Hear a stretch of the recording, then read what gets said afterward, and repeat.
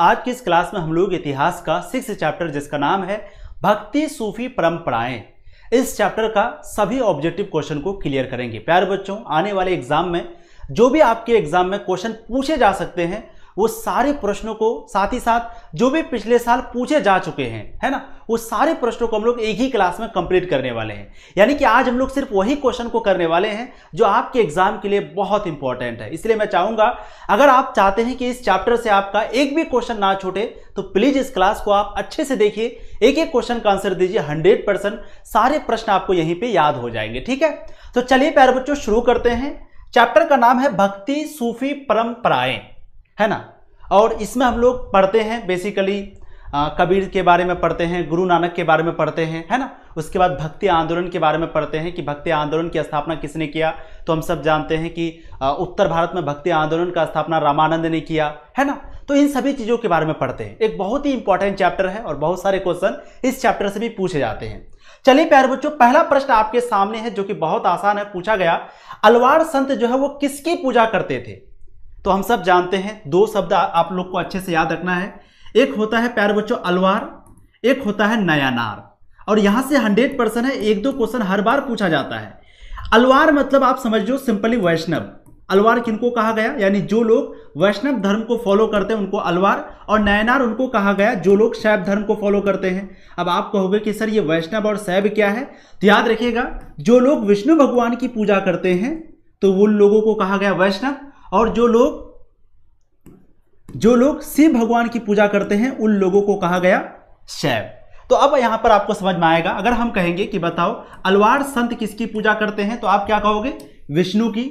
हम कहेंगे नयनार संत किसकी पूजा करते हैं तो आप क्या कहोगे, शिव की। क्यों? क्योंकि जो नयनार संत है उन लोगों को कहा गया शैव, जो अलवार संत है उनको कहा गया वैष्णव। और वैष्णव का मतलब जो विष्णु भगवान की पूजा करता हो, शैव का मतलब शिव भगवान की पूजा करता हो। और याद रखिएगा ये जो अलवार संत है, नयनार संत है, ये वो संत है जिन्होंने भक्ति आंदोलन की स्थापना किया था। कहां पर? दक्षिण भारत में।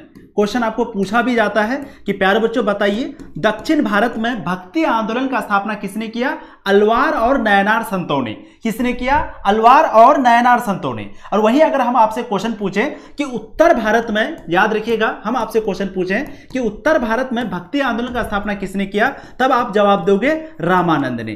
क्या ये सारे क्वेश्चन आपको याद आ गए? सारे इंपॉर्टेंट है। तो उत्तर भारत में भक्ति आंदोलन की स्थापना रामानंद ने, दक्षिण भारत में अलवार और नयनार संतों ने। अब ये भक्ति आंदोलन क्या है तो याद रखिएगा प्यारे बच्चों, हिंदू धर्म में कुछ कुरीतियां थी, कुछ कमी थी, है ना, और जाति व्यवस्था था जिसकी वजह से सभी लोगों को एक नजर से देखा जाए, ऊंच नीच ना किया जाए, इसके लिए एक आंदोलन का शुरुआत किया गया जिसको भक्ति आंदोलन कहते हैं। तो क्वेश्चन पूछा गया अलवार संत किसकी पूजा करते थे, तो अलवार मतलब क्या हो गया, विष्णु। तो यानी डायरेक्ट आंसर लगाएंगे सी, ठीक। और वहीं पूछेंगे नयनार संत किसकी पूजा करते थे, डायरेक्ट आंसर लगाएंगे शिव। उम्मीद करते हैं ये क्वेश्चन कहीं भी पूछा जाए आपसे 100% बन जाएगा।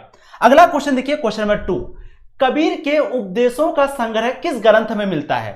हम सब जानते हैं कबीर के बारे में, जो हमेशा हिंदू मुस्लिम एकता की बात करते थे, है ना। और कबीर का जो उपदेश है प्यारे बच्चों, ये कहां पर जमा है, तो याद रखिएगा बीजक में, ऑप्शन बी। तो पूछा जाता है कि जो कबीर का उपदेश है वो किस संग्रह में, किस ग्रंथ में, किस में जमा है, तो याद रखिएगा बीजक में, ऑप्शन बी आपका सही हो जाएगा। अगला क्वेश्चन देखिए, क्वेश्चन आपका हो जाएगा यहां पर 3, रामानंद के शिष्य कौन थे। अभी हम आपको बताएं रामानंद के बारे में। रामानंद कौन है? जिन्होंने भक्ति आंदोलन की स्थापना किया था, कहां पर? उत्तर भारत में। और भक्ति आंदोलन क्या है? हिंदू धर्म में कुछ कुरीतियां थी, कुछ कमी थी, जिसको खत्म किया गया और सभी को एक नजर से, एक समान नजर से देखा गया। कोई ऊंच नीच नहीं, किसी के साथ भेदभाव नहीं, सब लोग एक बराबर रहेगा। इसके लिए जो एक आंदोलन किया गया था, सभी को बराबर रखना है, ऊंच नीच नहीं होना चाहिए, ये सब चीज नहीं होना चाहिए, इसके लिए एक आंदोलन किया गया जिस आंदोलन का नाम है भक्ति आंदोलन। और ये भक्ति आंदोलन को शुरू किया था उत्तर भारत में किसने? याद रखिएगा रामानंद ने। और रामानंद के शिष्य कौन है? रैदास, कबीर, धन्ना एवं पीपा, उसके बाद नाभादास। याद रखिएगा ये भी पूछा जाता है, नाभादास, या फिर पूछा जाएगा आपको पद्मावती, है ना, क्या नाम है? पद्मावती। तो प्यारे बच्चों ये सभी जो है क्या है? पद्मावती। तो ये सभी जो है क्या है? याद रखिएगा ये सभी रामानंद के शिष्य यानी स्टूडेंट है ना। रैदास, कबीर, धन्ना, व्यंग, पीपा, नावादास, पद्मावती, तो ये सभी क्या है, ये सभी जो है रामानंद के शिष्य है। ऑप्शन डी 6 का आपका सही हो जाएगा। अब अगला क्वेश्चन जो कि बहुत इंपॉर्टेंट है, पूछा गया ख्वाजा मुइनुद्दीन चिश्ती की दरगाह कहां है। अब ख्वाजा मुइनुद्दीन चिश्ती के बारे में आप सब जानते होंगे, पूछा जाता है इसकी दरगाह कहां पर है, अजमेर में है। पूछा जाएगा कि ये जो चिश्ती सिलसिला है इसकी शुरुआत किसने किया, चिश्ती, ये जो चिश्ती संप्रदाय है प्यारे बच्चों, इसकी स्थापना किसने किया, तो चिश्ती संप्रदाय की स्थापना का जो किया था वो है ख्वाजा मुइनुद्दीन चिश्ती। और ये ख्वाजा मुइनुद्दीन चिश्ती का जो दरगाह है वो कहां पर है, अजमेर में है ना। अगर हम आपसे सवाल पूछे कि बताओ निजामुद्दीन औलिया की दरगाह कहां पर है, निजामुद्दीन औलिया की दरगाह कहां पर है, तो आप कहोगे दिल्ली में। आप क्या कहोगे, दिल्ली में। हम कहेंगे सलीम चिश्ती की दरगाह कहां पर है, सलीम चिश्ती, तो प्यारे बच्चों आप कहोगे कि सलीम चिश्ती की जो दरगाह है वो फतेहपुर सिकरी में है, यानी कि आगरा में, फतेहपुर सिकरी। तो ये अच्छे से आप याद रखना, बहुत इंपॉर्टेंट है ना।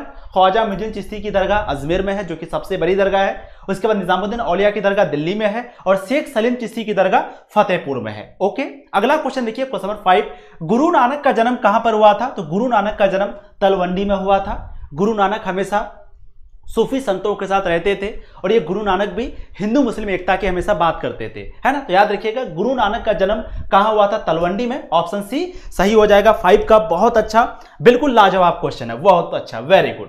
अगला क्वेश्चन देखिए, क्वेश्चन नंबर 6 है प्यारे बच्चों, निजामुद्दीन औलिया किस सूफी सिलसिले से संबंधित है। अब निजामुद्दीन औलिया के बारे में पूछा जा रहा है, याद रखिएगा ये क्वेश्चन बहुत इंपॉर्टेंट है, पूछा जाएगा निजामुद्दीन औलिया किस सूफी सिलसिले से संबंधित है ना। उसके बाद मुइनुद्दीन चिश्ती किस सूफी सिलसिले से संबंधित है, या शेख सलीम चिश्ती किस सूफी सिलसिले से संबंधित है। तो ये तीनों का जो संबंध है वो चिश्ती संप्रदाय से है। किससे है, चिश्ती संप्रदाय से। निजामुद्दीन औलिया की दरगाह दिल्ली में, शेख मुइनुद्दीन चिश्ती की दरगाह अजमेर में, और शेख सलीम चिश्ती की दरगाह कहां पर है, याद रखिएगा प्यारे बच्चों, आगरा में, यानी फतेहपुर सिकरी में। वो फतेहपुर सिकरी जिसको किसने बनाया था, अकबर ने बनाया था। अकबर, अकबर कौन है, अकबर मुगल सल्तनत का तीसरा राजा है, सबसे महान राजा है मुगल सल्तनत का, है ना। तो निजामुद्दीन औलिया किस सूफी सिलसिले से है, चिश्ती से। पूछेंगे मुइनुद्दीन चिश्ती की जो दरगाह अजमेर में है, तो वो मुइनुद्दीन चिश्ती का दरगाह वो मुइनुद्दीन चिश्ती का जो संबंध है किससे है, तो उसका भी चिश्ती से। और शेख सलीम चिश्ती का संबंध किससे है, उसका भी चिश्ती से। तो इन तीनों का जो संबंध है वो चिश्ती से है। ऑप्शन ए आपका सही हो जाएगा। अगला क्वेश्चन है क्वेश्चन नंबर 7, कबीर जो है प्यारे बच्चों एक अरबी भाषा का शब्द है। आपको इसका अर्थ बताना है कि कबीर एक अरबी भाषा का शब्द है। कबीर का मतलब क्या होता है, कबीर का मतलब होता है महान, है ना। याद है आपको कबीर का जो ओरिजिनल माता पिता है वो उनको छोड़ दिया था एक पेड़ के नीचे, बाद में उनको दूसरा लोग उनको उठा के लेके गए, उनको फिर पाला पोसा और उनका नाम रखा कबीर। तो कबीर एक अरबी भाषा का शब्द है और कबीर का अर्थ होता है महान। कबीर किसके शिष्य थे, तो याद रखिएगा कबीर जो है रामानंद के शिष्य थे। ऑप्शन आपका यहां पर सी सही हो जाएगा, ठीक है। तो कबीर किसके शिष्य थे, रामानंद के। कबीर का उपदेश जो जमा है किसमें है, बीजक में जमा है। अभी हम आपको शुरू में बताए थे कि कबीर का जो उपदेश है वो कहां पर संग्रह है, बीजक में।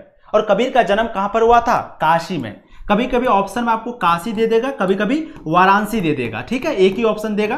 तो ये भी अच्छे से याद रखना कि कबीर का जो प्यारे बच्चों ये है जन्म है वो काशी में हुआ था, कभी कभी काशी ना दे करके वाराणसी दे देगा, ठीक है। तो कबीर किसके शिष्य थे, ऑप्शन सी हो जाएगा रामानंद के। अगला क्वेश्चन देखिए, क्वेश्चन नंबर आपका 8-9 है, सूफी संतों की गतिविधियों के केंद्र को क्या कहा जाता है। गतिविधि का मतलब एक तरह का एक्टिविटी जो होता था, जो भी गतिविधि होता था, क्योंकि आपको पता होगा जो सूफी संत है वो एक जगह से दूसरी जगह जाते थे, है ना, सारे लोगों को अच्छी अच्छी बातें बताते थे, है ना। तो सूफी संत जिस जगह पे रुकते थे उस जगह को कहा जाता था खानका।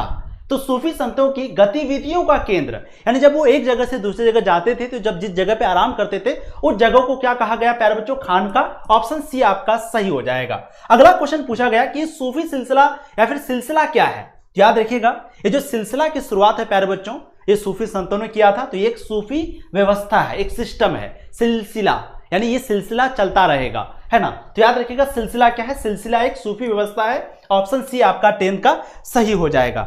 जो भी लोग आंसर नहीं दे पा रहे हैं घबराने की जरूरत नहीं है, अच्छे से आप चैप्टर को पढ़िए, 100% आपसे क्वेश्चन बनने लगेगा। और बहुत सारे बच्चे एकदम सही आंसर दे रहे हैं, बहुत अच्छा।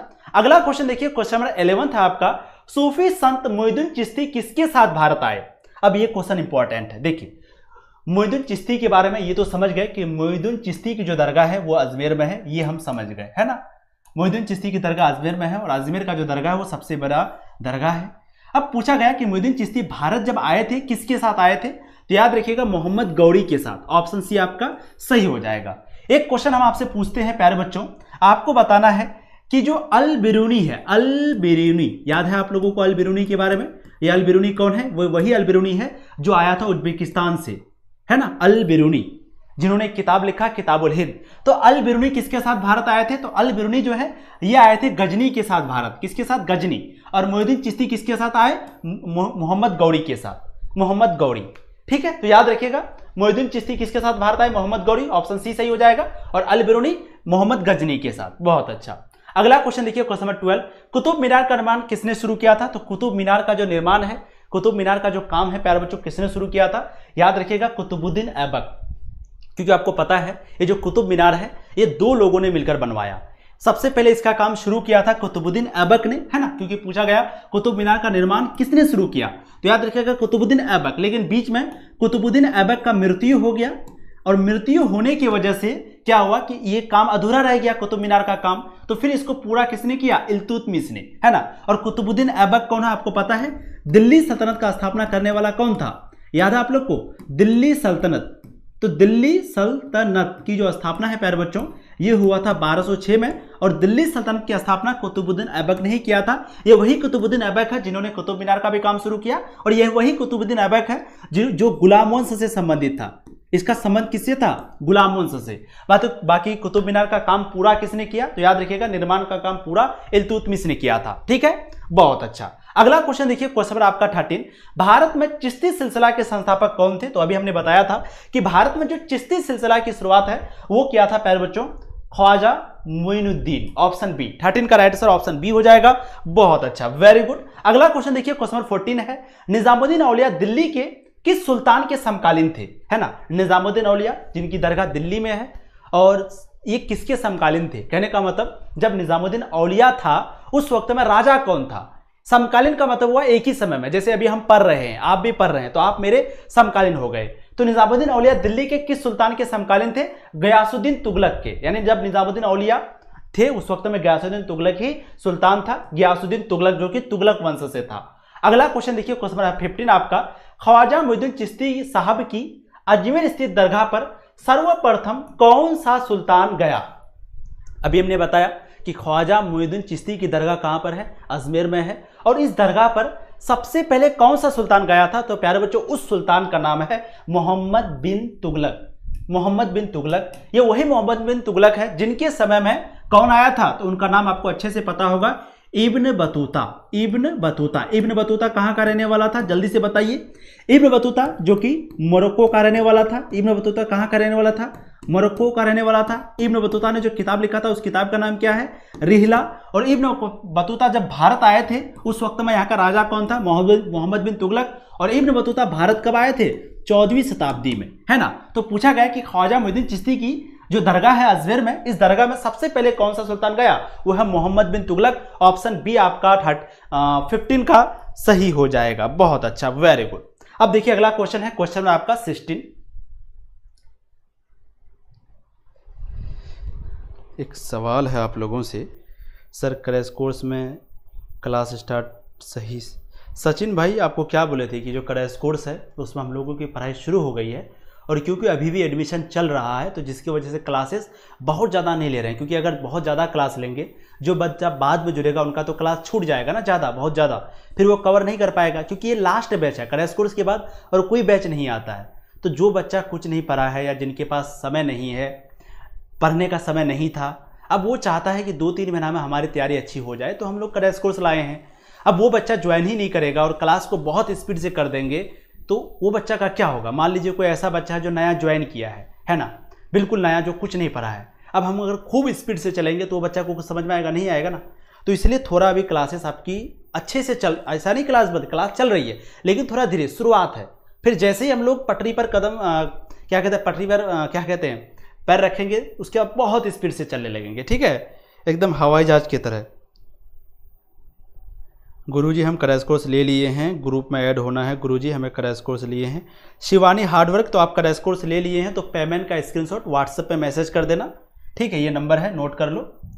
देख लो 87,096,10,975। आप क्या करोगे, जो पेमेंट किए हैं 87,096,10,975, जो भी पेमेंट किए उसका स्क्रीनशॉट लेके इस नंबर पे भेजिएगा और मैसेज में लिखिएगा कि मैम मुझे गर्ल्स ग्रुप में जोड़ दीजिए, गर्ल ग्रुप में, और कोई लड़का है तो लिख दीजिएगा बॉयज़ ग्रुप में जोड़ दीजिए, ठीक है सर। कमेंट जितना होगा उतना ही न्यू स्टूडेंट आएंगे, हाँ वो तो है। चलिए तो आप लोग आ गए, अब शुरू करते हैं, है ना।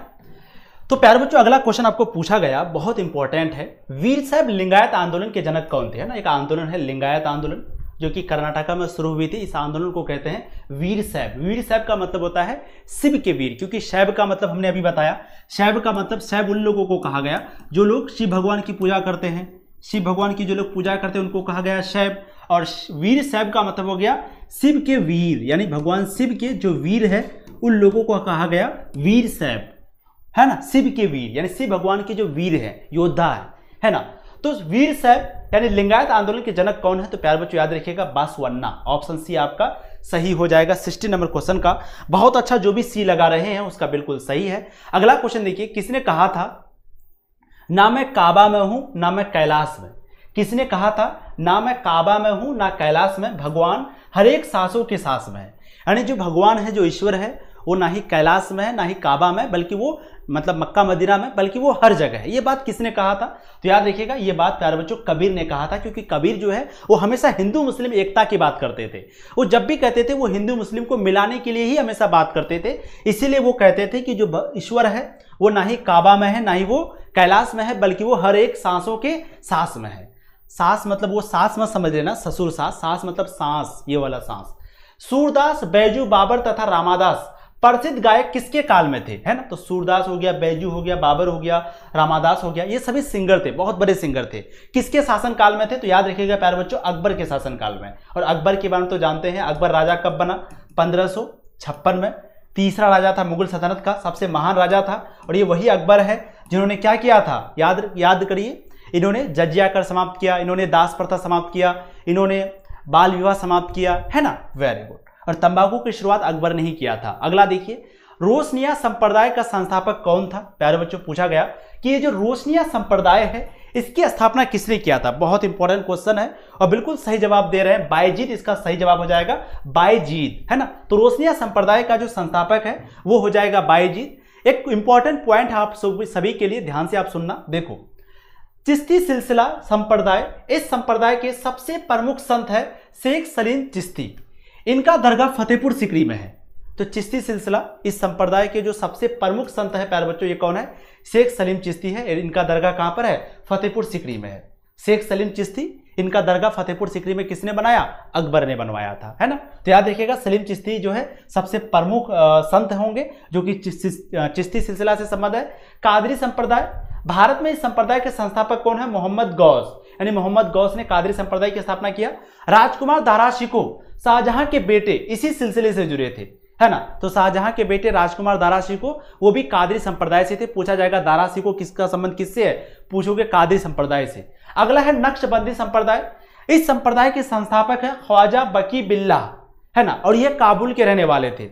और सोहरावर्दी संप्रदाय, इस संप्रदाय के प्रमुख संत का नाम है बहाउद्दीन, शेख बहाउद्दीन। यहां पर याद क्या रखना है, आपको याद रखना है प्यारे बच्चों, जो चिश्ती सिलसिला है इसका स्थापना मोइनुद्दीन चिश्ती किया था और इसका संबंध किससे है, शेख सलीम चिश्ती से है। कादरी संप्रदाय का स्थापना किसने किया, मोहम्मद गौस। नक्शबंदी संप्रदाय का स्थापना किसने किया, ख्वाजा बकी बिल्ला। और सोहरावर्दी संप्रदाय का स्थापना किसने किया, संत शेख बहाउद्दीन। ठीक है। अब कादरी संप्रदाय से किसका संबंध था, औरंगजेब का भी संबंध था, दारा शिकोह का भी संबंध था। आगे ये क्वेश्चन आएगा, याद रखिए। किस सिख गुरु का जन्म पटना सिटी में हुआ था, याद रखिए गुरु गोविंद सिंह, है ना। गुरु गोविंद सिंह का जो जन्म है वो कहां पे हुआ था, पटना में। ठीक। और सिख धर्म का स्थापना किसने किया था, गुरु नानक ने। गुरु नानक जो कि तलवंडी में जिनका जन्म हुआ था वही सिख धर्म का स्थापना किया। और कौन सा सिख गुरु है जिनका जन्म पटना सिटी में हुआ, वह है गुरु गोविंद सिंह। 20 का राइट आंसर बिल्कुल आपका सी हो जाएगा। निम्न में से महिला रहस्यवादी संत कौन थी, देखिए अगर बात करें अंडाल, कराईकल, मीराबाई, ये तीनों जो है महिला संत थी। लेकिन महिला रहस्यवादी संत के बारे में पूछा जाए तो वो हो जाएगा रबिया सुल्तान, रबिया, ऑप्शन सी। ठीक है। अगला क्वेश्चन देखिए, क्वेश्चन नंबर आपका 22, मीराबाई किस वंश की रानी थी। अब देखिए ये क्वेश्चन में अक्सर कंफ्यूज हो जाते हैं बच्चे, कोई चौहान लगाते हैं, कोई राठौर लगाते हैं, लेकिन इसका जो सही आंसर है प्यारे बच्चों वो हो जाएगा सिसोदिया। ठीक है, तो आप लोग जहां भी आंसर जो भी दिया हो, लेकिन आज के बाद आपको आंसर क्या लगाना है कि मीराबाई जो है वो सिसोदिया वंश की रानी थी। ऑप्शन आपका ए सही हो जाएगा। अब अगला क्वेश्चन देखिए जो कि बहुत आसान और बहुत इंपॉर्टेंट है। उत्तर भारत में भक्ति आंदोलन लाने का जो श्रेय है वो किसे है? यानी उत्तर भारत में भक्ति आंदोलन की स्थापना किसने किया था? तो अभी हमने बताया कि उत्तर भारत में भक्ति आंदोलन की स्थापना रामानुजन ने किया था और दक्षिण भारत में अलवार और नयनार संतों ने किया था। ओके, वेरी गुड, ऑप्शन आपका ए सही हो जाएगा। पुष्टि मार्ग का जो जहाज है वो किसे कहा जाता है? तो याद रखिएगा, पुष्टि मार्ग का जहाज कहा जाता है वल्लभाचार्य को। 24 का राइट आंसर प्यारे बच्चों, जो भी बी लगा रहे हैं उसका बिल्कुल सही जवाब है। वेरी गुड, बहुत अच्छा। अगला क्वेश्चन देखिए, क्वेश्चन नंबर 25, पाहन पूजे हरि मिले, पाहन पूजे हरि मिले तो मैं पूजू पहाड़। ये पूरा पंक्ति को जब आप लिखोगे ना तो ऐसे है, पाहन पूजे हरि मिले तो मैं पूजू पहाड़। किसकी काव्य पंक्ति है? यानी ये पंक्ति किसकी है, ये लाइन किसकी है? तो याद रखिएगा ये लाइन है प्यारे बच्चों कबीर की। इस पंक्ति का मतलब होता है पाहन पूजे, यानी जो लोग पत्थर को पूजते हैं उनको जो है भगवान मिलता है एक तरीके से। तो ये कहते हैं कि जब पत्थर के पूजने से भगवान मिल जाए तो फिर हम पहाड़ को क्यों नहीं पूजेंगे, क्योंकि पहाड़ तो एक बहुत बड़ा पत्थर हो जाएगा। वही इसका मतलब है। और ये कहा था किसने? कबीर ने। ये पूरा लाइन इस तरह से है, पाहन पूजे हरि मिले तो मैं पूजू पहाड़, है ना। यानी अगर पत्थर के पूजने से हरि मिल जाते, यानी एक तरह से भगवान मिल जाते, ईश्वर मिल जाते, तो फिर मैं पूरी पहाड़ को पूजता। ये कौन कहते हैं? कबीर कहते हैं। क्योंकि कबीर जो है ना वो सभी धर्मों में जो भी कुरीतियां थी, सभी धर्मों में जो भी कुरीति थी वो सारी कुरीतियों को विरोध करते थे। यानी वो कबीर खिलाफ करते थे कि नहीं ये गलत है तो गलत है, चाहे वो कोई भी धर्म का हो, है ना। इस तरह का कबीर इंसान था। तो हमेशा वो हिंदू मुस्लिम एकता की बात करते थे और जो भी जैसे जाति व्यवस्था हिंदू धर्म में था हमेशा कबीर खिलाफ करते थे कि नहीं ये ऊंच नीच नहीं होना चाहिए, है ना। सल्तनत कालीन प्रथम मस्जिद कौन सी है? तो याद रखिएगा सल्तनत कालीन जो प्रथम मस्जिद है, जो पहला मस्जिद है प्यारे बच्चों वो है कुव्वतुल इस्लाम। ऑप्शन ए आपका सही हो जाएगा। खानका कुव्वतुल इस्लाम जो है ये सबसे प्रथम मस्जिद है, यानी मोस्क है। अगला देखिए खानका, ये चीज याद रखिएगा, सल्तनत कालीन प्रथम मस्जिद, सल्तनत कालीन, है ना, ये शब्द जुड़ा हुआ रहना चाहिए। अगला देखिए खानका क्या है? याद रखिएगा खानका जो है प्यारे बच्चों ये सूफी संतों का एक तरह से घर है, या फिर खानका क्या है? गतिविधियों का केंद्र है। यानी सूफी संत एक जगह से दूसरी जगह जाते थे, जहां पर रुकते थे, आराम करते थे, बैठते थे, उसी को खानका कहा गया। औरंगजेब का संबंध किससे है? तो अभी हमने बताया था कि औरंगजेब का जो संबंध है वो कादरी संप्रदाय से है। किससे? कादरी। 28 का राइट आंसर, बिल्कुल बहुत अच्छा। जो भी लोग यहां पर, अच्छा औरंगजेब का संबंध नक्शबंद से होगा, ठीक है। दारा सिको का संबंध कादरी से था, ठीक है ना, याद रखिए। दारा सिको, शाहजहां का बेटा जो दारा सिको है, दारा सिको, इसका संबंध था कादरी से। और औरंगजेब का संबंध नक्शबंद से। नक्शबंद किस सूफी सिलसिले से है? नक्शबंद। और चिश्ती से किसका संबंध है? निजामुद्दीन, मोइनुद्दीन और शेख सलीम चिश्ती, इन तीनों का संबंध चिश्ती से है। बाकी औरंगजेब का नक्शबंद और कादरी से दारा सिको। अगला क्वेश्चन देखिए, क्वेश्चन आपका 29 है प्यारे बच्चों। अच्छा एक इंपॉर्टेंट नोट है, देख लीजिए आप लोग। चिश्ती सिलसिला संप्रदाय, इनके आशीर्वाद से ही मोहम्मद जलालुद्दीन अकबर को जहांगीर जैसे पुत्र की प्राप्ति हुई थी, है ना। यानी जो अकबर है उनको बेटा नहीं हो रहा था, लेकिन चिश्ती संप्रदाय जो चिश्ती सिलसिला, यानी इसके आशीर्वाद से जो चिश्ती सिलसिला के संस्थापक थे, तो उन्हीं के आशीर्वाद से जो है ना इनको पुत्र हुआ था जहांगीर। बेटा जहांगीर जो बेटा हुआ था अकबर को, एक बेटा हुआ था जिनका नाम जहांगीर है, क्योंकि अकबर के बाद राजा कौन बना? जहांगीर बना। तो जहांगीर जो बेटा हुआ था वो उन्हीं के आशीर्वाद से। आप सबको बहुत अच्छे से पता होगा कि बहुत सारे लोगों जिनका वो नहीं होता है औलाद वगैरह, तो वो दरगाह वगैरह जाते हैं, है ना। तो ये भी गए थे, इनको भी हुआ। कादरी संप्रदाय, पूछा राजकुमार दारा सिको जो शाहजहां के पुत्र थे वो इसी सिलसिले से जुड़े थे। तो कादरी संप्रदाय जो राजकुमार दारा सिको है, राजकुमार दारा सिको कौन? शाहजहां का बेटा। तो शाहजहां का बेटा का जो संबंध है वो कादरी संप्रदाय से है ना, याद रखिएगा। और नक्शबंदी संप्रदाय, मुगल वंश के सबसे शक्तिशाली राजा था औरंगजेब, और औरंगजेब का संबंध किससे है? नक्शबंदी से है। तो ये हम आपको बता चुके हैं, ठीक है। बंगाल के प्रसिद्ध संत कौन थे? प्यारे बच्चों याद रखिएगा, बंगाल का सबसे प्रसिद्ध संत कौन थे? चैतन्य महाप्रभु होगा या गुरु नानक या बाबा री? तो याद रखिएगा चैतन्य महाप्रभु, है ना। बंगाल के सबसे प्रसिद्ध संत सबसे प्रसिद्ध संत कौन थे? तो वो हो जाएगा चैतन्य महाप्रभु। Very good. अगला क्वेश्चन है बीजक में किसका उपदेश संग्रहित है? तो बीजक में किसका उपदेश है? कबीर का। ऑप्शन आपका ए सही हो जाएगा। अगला क्वेश्चन देखिए, क्वेश्चन आपका 31, विष्णु को अपना पति कौन मानती थी? तो याद रखिएगा प्यारे बच्चों, विष्णु। अब यहां पर देखिए फिर से दिमाग लगाइए, एक है विष्णु और एक है शिव, है ना। तो हम क्या बताएं, विष्णु का मतलब आपको समझना है वैष्णव, और विष्णु मतलब वैष्णव, है ना। और वैष्णव का मतलब हम आपको क्या बताएं, नैनार, अलवार, ठीक है।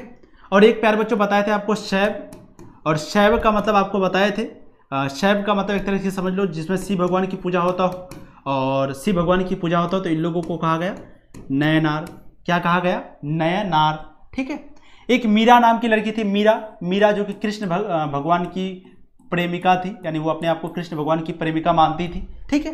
अब यहाँ पर देखिए हम आपको क्या बताने जा रहे हैं, ध्यान से सुनना। देखो हम कहेंगे अलवार संत का संबंध किससे था? आप कहोगे विष्णु से। नैनार संबंधों का संबंध किससे था? शिव से था, यानी शिव भगवान से, ठीक है। विष्णु भगवान की जो पूजा करते हैं उनको वैष्णव कहा गया, जो लोग शिव भगवान की पूजा करते हैं उनको शैव कहा गया, सिंपल। और उन्हीं लोगों को अलवार भी कहा गया, अलवार संत कहा गया, और जो शिव भगवान की पूजा करते हैं उनको नैनार संत कहा गया, बिल्कुल। अब यहाँ पूछा गया कि विष्णु को अपना पति कौन मानती थी? विष्णु, है ना। तो याद रखिएगा प्यारे बच्चों, टोटल 3 महिला थी। एक महिला का नाम था अंडाल, एक महिला का नाम क्या था? अंडाल। एक महिला का नाम था अम्मारियार, कराइकल अम्मारियार, है ना। यहाँ देखिए कराइकल लिखा हुआ है। एक महिला थी अंडाल, और एक महिला थी प्यारे बच्चों मीरा। एक महिला का नाम क्या थी? मीरा। ये 3 महिला है। पूछा जाता है अंडाल का संबंध किससे है? तो सिंपली आपको दिमाग में हमेशा रखना है, पूछा जाएगा अंडाल, तो अंडाल का संबंध है विष्णु से। कराइकल अम्मारियार इनका पूरा नाम है, इनका संबंध है शिव भगवान से। और जो मीरा है इनका संबंध किसने है? कृष्ण भगवान से, है ना। तो मीरा जो है वो कृष्ण की प्रेमिसी थी, परमेशी यानी प्रेमिका। अंडाल जो है विष्णु की प्रेमिका, और जो कराइकल अम्मारियार है वो शिव भगवान की भक्ति करते थे, उपासना करते थे, ठीक है। तो विष्णु को अपना पति कौन मानती थी? अंडाल। और पूछा जाएगा कृष्ण को अपना पति कौन मानती थी? मीरा। याद रहेगा आप लोगों को ये क्वेश्चन का आंसर, स्क्रीनशॉट ले लीजिए आप लोग, ठीक है। अगला देखो, पल्लव राजाओं ने किस संत को अपना राजधर्म घोषित किया था? वैष्णव को, ठीक है। तो पल्लव के जो राजा थे इन्होंने किस मत को अपना राजधर्म घोषित किया? जैसे होता ना एक धर्म को घोषित कर दिया, जैसे बहुत सारा देश है जहां पर एक धर्म को ही राजधर्म घोषित कर दिया, यानी ये धर्म में जो जो कानून है वो कानून पूरे देश में लागू किया जाएगा, है ना। जैसे हम लोग बार बार हिंदू राष्ट्र बोलते हैं, बहुत सारे लोग बोलते हैं, तो हिंदू राष्ट्र का मतलब क्या? जो हिंदू धर्म के जो भी नियम कानून है उसको लागू किया जाएगा देश में। एक तरह से वही चीज हो गया, हिंदू धर्म के जो चीजें हैं, जो कानून है वो लागू किया जाएगा। तो उसी तरह वैष्णव धर्म का मतलब कि वैष्णव धर्म में जो भी नियम कानून था उसको पूरे देश में लागू किया जाएगा, है ना। तो पल्लव राजा जो थे, पल्लव के जो राजा थे, इन्होंने जो है वैष्णव धर्म को राजधर्म बनाया था, यानी वैष्णव धर्म में जो जो नियम था उसी नियम से पूरा साम्राज्य उनका चलता था। किसका? पल्लव राजाओं का। अगला क्वेश्चन देखिए प्यारे बच्चों, हाँ बिल्कुल 32 का जो भी लोग यहां पर डी दे रहे हैं सही है। अगला देखिए, रामानुज ने किस दार्शनिक मत का प्रतिपादन किया? तो रामानुज जो है विशिष्ट द्वैतवाद, है ना। तो याद रखिएगा रामानुज ने किस दार्शनिक मत का प्रतिपादन किया था? विशिष्टवाद का। ऑप्शन बी आपका सही हो जाएगा।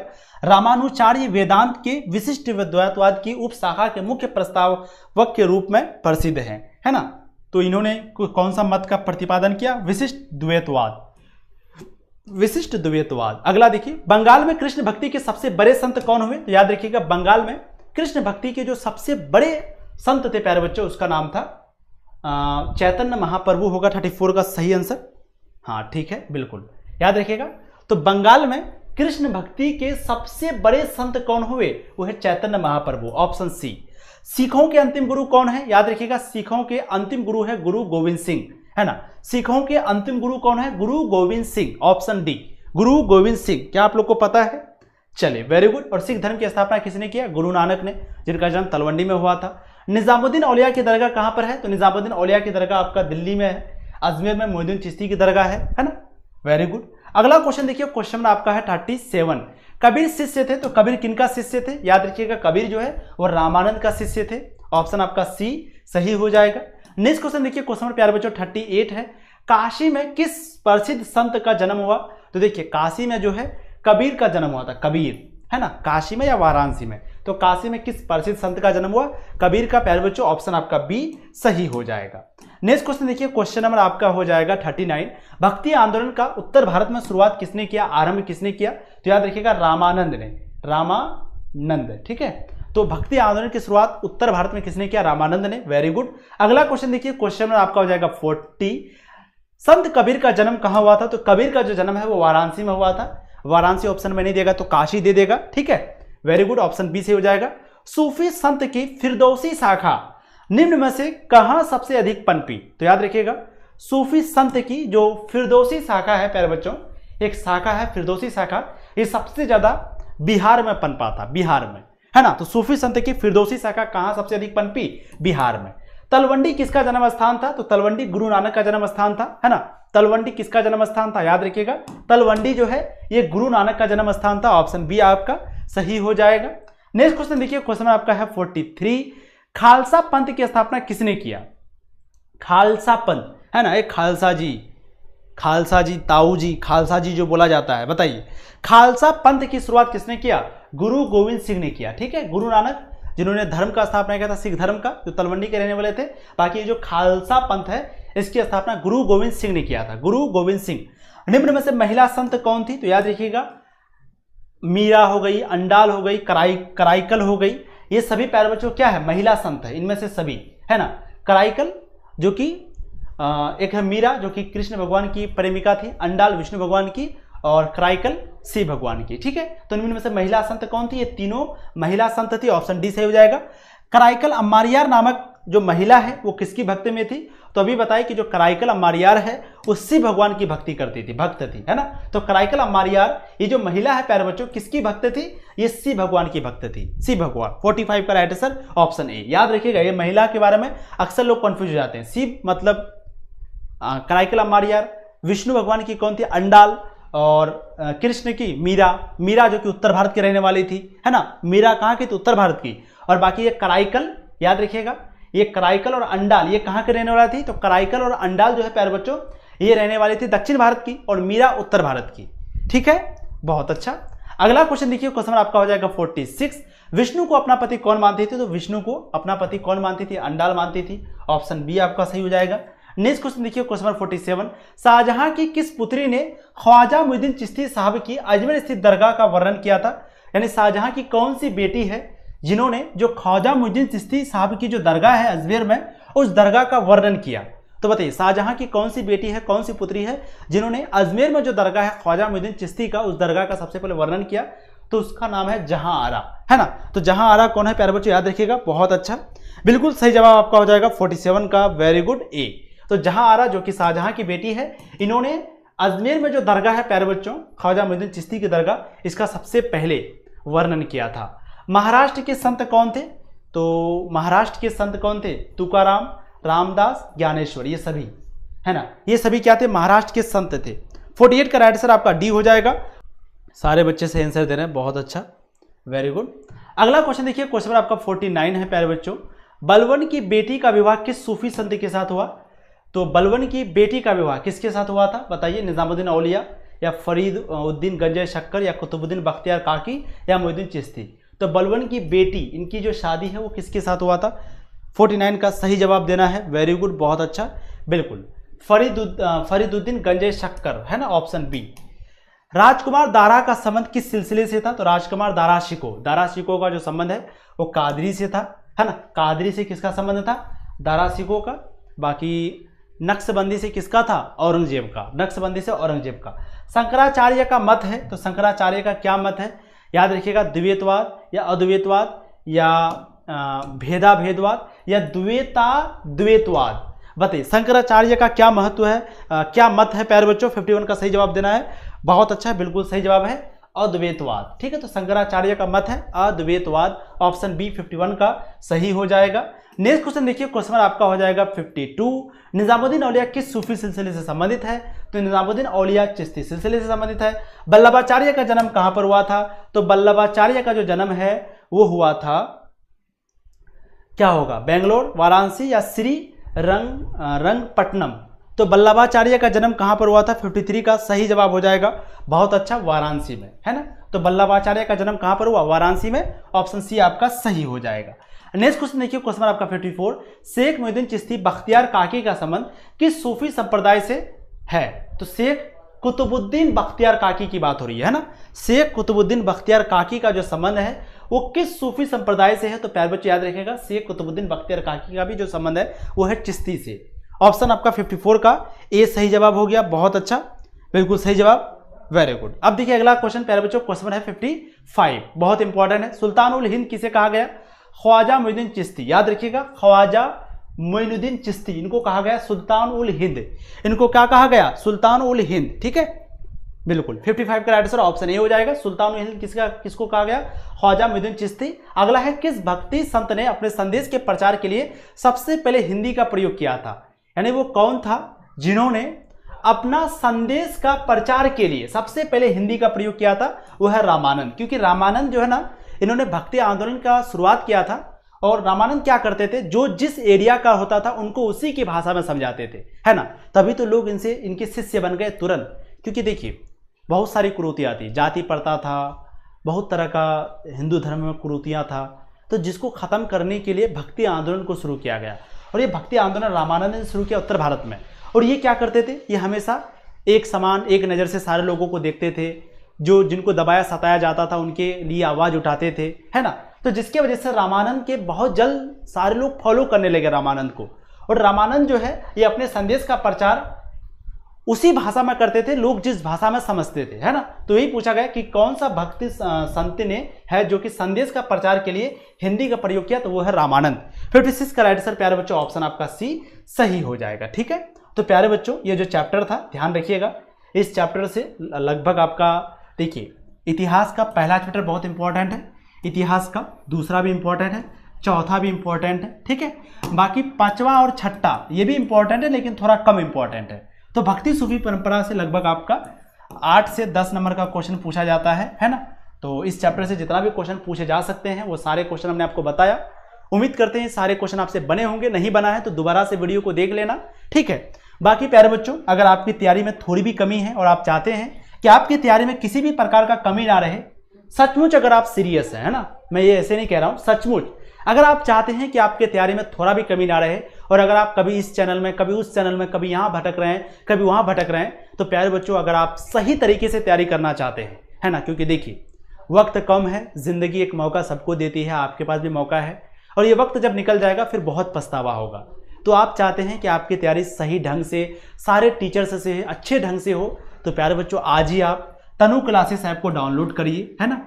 क्योंकि आपको पता होना चाहिए कि हम लोगों के यहाँ अभी 4 टीचर हैं सिर्फ आर्ट्स को पढ़ाने के लिए, ऐसा कोई भी, और आर्ट्स का प्यारे बच्चों अभी नंबर 1 चैनल है अपना तनु क्लासेस, है ना। ऐसा कोई भी चैनल नहीं है जिनके पास इतने ज़्यादा बच्चे जुड़े हुए हैं।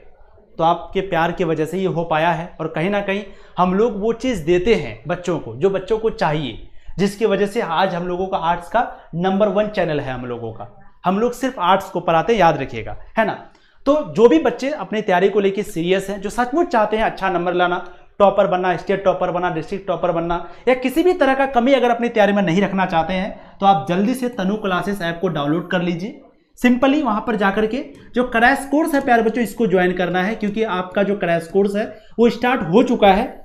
जो भी क्लासेस अभी हुई है वो सारा क्लास आपको मिल जाएगा, घबराने की कोई बात नहीं है।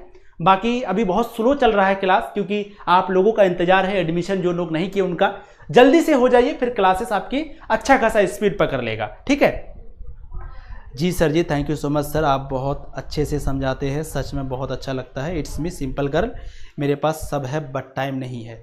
हाँ, किनको कह रहे हैं? 95 मार्क्स लाने के लिए तनु क्लासेस में ज्वाइन हो जाओ। बिल्कुल सचिन कह रहे हैं। तो प्यारे बच्चों आप जल्दी से तनु क्लासेस ऐप को डाउनलोड करिए, वहां पर जो क्रैश कोर्स लाइव हो चुका है, स्टार्ट हो चुका है, उसको ज्वाइन करिए बिना किसी देरी किए हुए।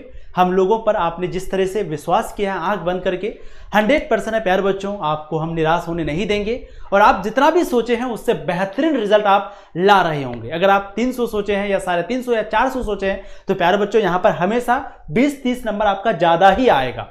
क्योंकि देखिए अभी समय नहीं है कि आप पूरा सिलेबस को पढ़ पाएं, अभी आपको वही चीज़ पढ़ना है जो आपके एग्जाम के लिए इंपॉर्टेंट है, और हम लोग कौन सा चैप्टर इंपॉर्टेंट है, किस चैप्टर से ज़्यादा क्वेश्चन आते हैं, वो सब बताते हैं। जैसे अगर हम बात करें इतिहास का, है ना, तो देखिए इतिहास का पहला चैप्टर, इतिहास का दूसरा चैप्टर, इतिहास का चौथा चैप्टर, इतिहास का 8 और 9वां चैप्टर, इतिहास का 11वां चैप्टर और इतिहास का 13वां चैप्टर। तो ये जो चैप्टर है प्यारे बच्चों बहुत इंपॉर्टेंट है। ये 7 चैप्टर है और 100% है कितना, 3 3 6 7 7 चैप्टर है। अगर आप ये 7 चैप्टरों को कंप्लीट कर लेते हैं तो मैं गारंटी देता हूं आपको 80 नंबर आ जाएंगे, 80 प्लस नंबर आ जाएगा। और 80 अगर 5 सब्जेक्ट में लाए तो 400 नंबर आपका आ गया। और ये सिर्फ इतना ही चैप्टर, टोटल कितना चैप्टर है इतिहास में, बहुत सारे सिलेबस में 15 चैप्टर है, बहुत सारे सिलेबस में 13 है। 13 में से पढ़ना है 6 चैप्टर, 7 चैप्टर मात्र, तो समझिए। और अब इस चैप्टर के अंदर में कौन सा टॉपिक है, किस टॉपिक से क्वेश्चन आता है, कौन सा चीज पूछा जाएगा आपके एग्जाम में, कौन सा गेस क्वेश्चन हम देंगे, ये सारा चीज प्यारे बच्चों आपको हम लोग क्रैश कोर्स में देते हैं। इसीलिए तो ये क्रैश कोर्स खास है ना, इसीलिए तो बच्चा इसका इंतजार करता है। जिनको नहीं पता है वो आंख बंद करके ज्वाइन हो जाइए, 100% है, आपको डरना नहीं पड़ेगा कि कहाँ से पढ़ें, क्या पढ़ें, नहीं पढ़ें, आराम से तैयारी हो जाएगा, ठीक है। बाकी किसी तरह का जानकारी लेना हो तो ये नंबर तो आपको याद होना चाहिए, 87 096 10 975। बताइए तो किस किसको ये नंबर याद है, 87 096 10 975, ठीक है। चलिए, थैंक यू सो मच प्यारे बच्चों, सर आप बहुत अच्छे से समझाते हैं, थैंक यू। चलिए सर मेरा नाम लीजिए, शशि प्रिया। हेलो, तनु क्लासेस से ज़्यादा हम लोग सिर्फ आर्ट्स को पढ़ाते हैं। आपके बहुत सारे ऐसे चैनल हैं जो साइंस, कॉमर्स, साइंस में कितने सारे बच्चे हैं, हम लोग सिर्फ आर्ट्स को पढ़ा करके इतना बड़ा चैनल बना है। और ऑनलाइन में हम लोग 2021 में आए हैं, ऑनलाइन में आने का ज़्यादा दिन हम लोग का नहीं हुआ है। आप समझिए 3 साल के अंदर में इतना बड़ा चैनल बनना, वो भी सिर्फ आर्ट्स को पढ़ा के, ये कम बात नहीं है जो आप इस तरह का बात कर रहे हैं। क्या नाम था उसका, सोनू कुमार, ठीक है सोनू।